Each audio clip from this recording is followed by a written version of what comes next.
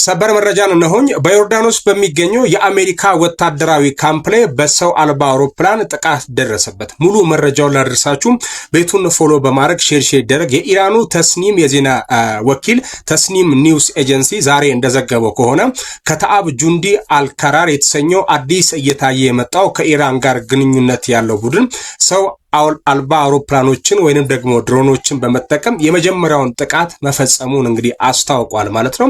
እንደዘገባው ከሆነ ጥቃቱ ያነጣጠረው ዮርዳኖስ ውስጥ በሚገኙ የአሜሪካ ወታደራዊ ካምፕ ላይ ነው። ይህ ድርጊት በአካባቢው ያለ ውጥረት በከፍተኛ ሁኔታ እየጨመረ በመጣበት ወቅት የተከሰተ ሲሆን ኢራን በሶሪያ ውስጥ ያላትን ተጽዕኖ መጠን በተመለከተ አዳዲስ ጥያቄዎችንም አስነስቷል። ክስተቱ በዮርዳኖስና በሌሎች የአካባቢ ሀገራት የሚገኙ የአሜሪካ የጦር ኃይሎች ደህንነትን በተመለከተ ያለውን ስጋት የበለጠ እንደሚያባብሰው እንግዲህ ይገመታል ማለት ነው። አዳዲስ መረጃዎች ካሉ እየተከታተልኩ አድርሳችኋለሁ። ለአዳዲስና ትኩስ መረጃዎች ቤቱን ፎሎ ማድረግ እንዳይረሳ። አመሰግናለሁ።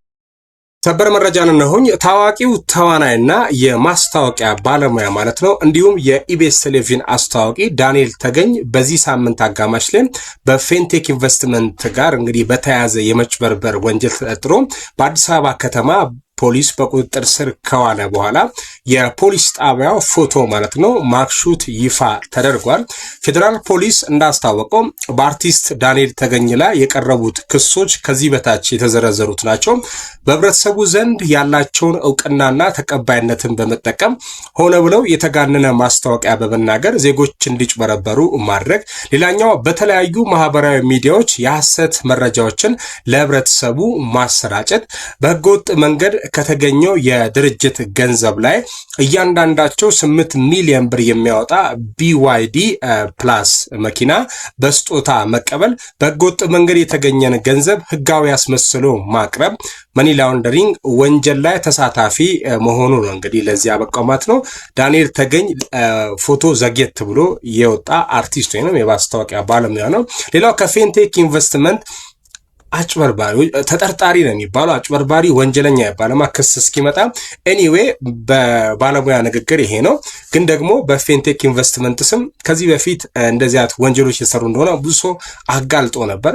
በተለይ አውንታ በርሲሳ ይህንን ተናግሮ ነበር። ነገሩ እንግዲህ እንደተባለው ለዚህ ደርሷል። ሌላኛው ትላንት ይመስለኛል ይቅርታ ለዚህ መረጃ ስብሰባ ወይም ደግሞ የህጉ ችሎት ማለት ነው በዝግ ይሁን ብለው ጠይቆ ነበረ።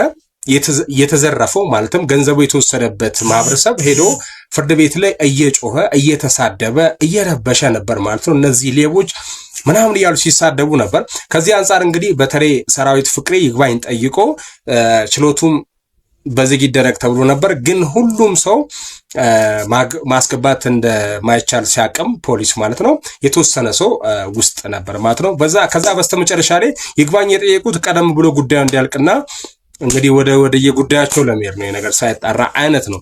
አዘኢንድ ግን 12 ቀን የተወሰነው ይለቅና ከዛ በኋላ ነው እንግዲህ የተባለው ድጋሚ ችሎቱ በ12 ቀን በኋላ ይወሰናል ማለት ነው። አዲስ ነገር ካለ እየተከታተልኩኝ አደርሳችኋለሁ።